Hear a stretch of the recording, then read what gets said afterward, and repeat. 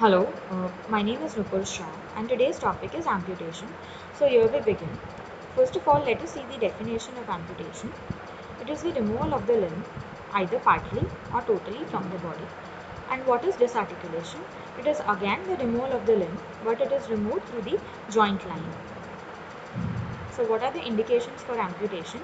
It is trauma, malignant tumors, nerve injuries or infection, peripheral vascular insufficiency, congenital absence of limbs. So, if the trauma has happened because of some road traffic accident or because of fall from the height, or if the patient is working in the factory and he has got crush injury because of any reason, so if the injury is so bad that there is no alternative apart from amputation, so it has to be amputated.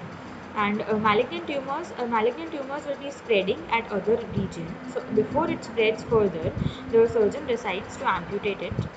Nerve injuries and infection, peripheral vascular insufficiency will also spread proximally. So the doctor takes the decision of amputing it before it proceeds further.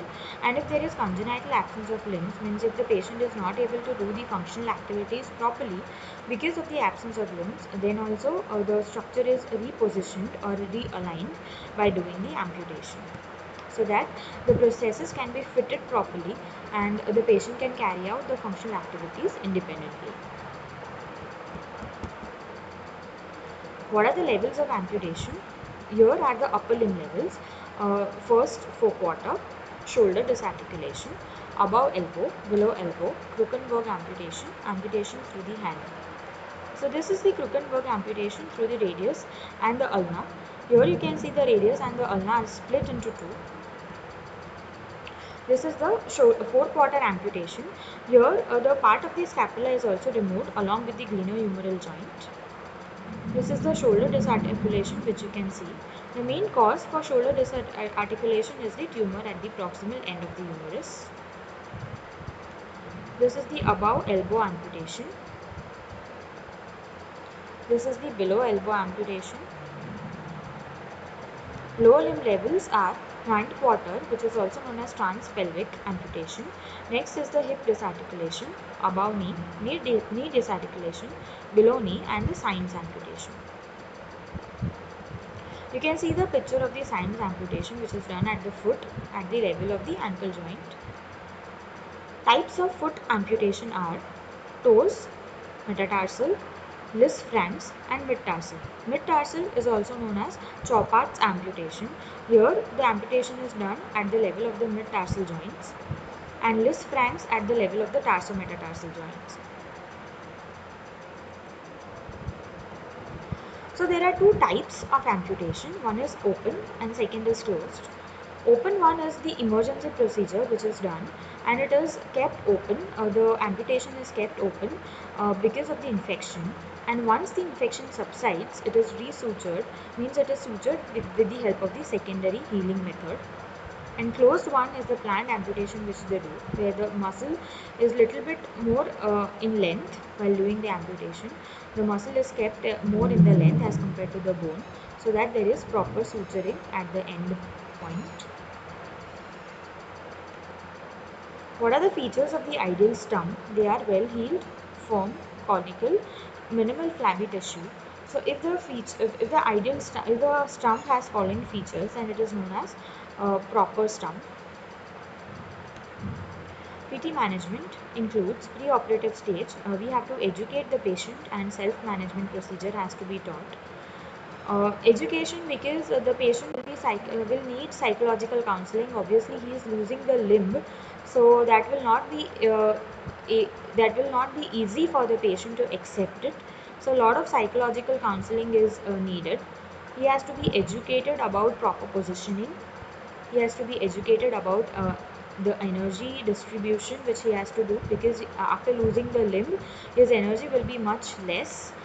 So he has to do pacing activities, and he has to be educated about the level of the amputation whichever he has to undergo, and the stump management, and later on the prosthetic management. So the early post-operative stage will usually include prevent the post-operative complications, maintain the strength and mobility of the adjacent joint, management of the stump, and stump conditioning. The mobility phase will include check the prosthesis, donning and doffing the prosthesis, and functional training. So what is the preoperative stage? In preoperative stage assessment, the therapist will take the assessment where he will check the range of motion, muscle power, condition of the skin, status of the circulation and sensation, psychological status, vision and hearing status, because that will be important when you are rehabilitating him post surgery, level of intelligence and environment at home.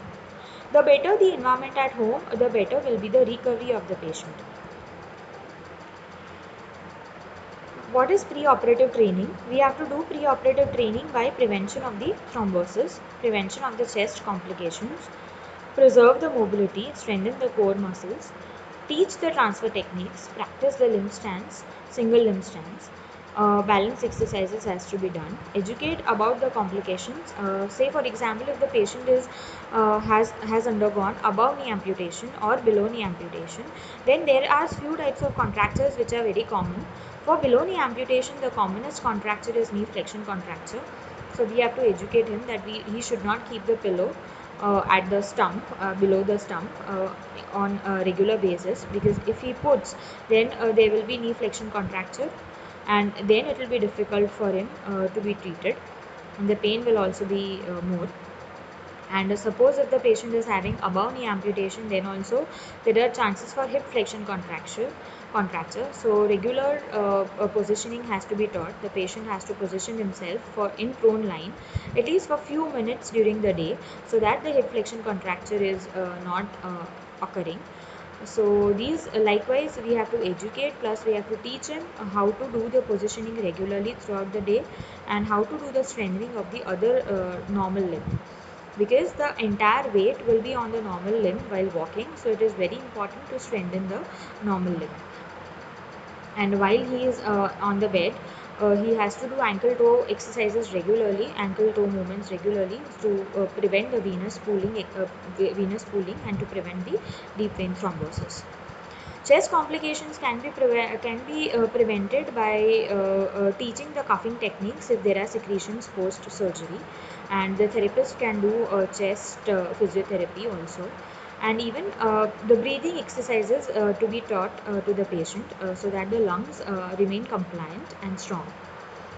What education we have to give apart from this? We have to educate about the stump management. Stump management we have to teach to the patient to avoid infection, and self-resistive exercises has to be taught, and finally counseling. Early post-operative stage will consist of to check the efficacy of preoperative training, prevention of the contractures, maintain the strength and mobility. Complications which usually includes phantom pain, for which they give modalities and ice packs. Adhesive scar formation, if it is occurred, then it can be treated by ultrasound and deep friction massage. The deep friction massage has to be taught to the bystander or any person of the family, so that they can do it when the patient gets discharged. New bone formation, flexion deformity, like I said in the lower limb, hematoma, infection, necrosis, neuromas at the cutaneous nerve. Thank you.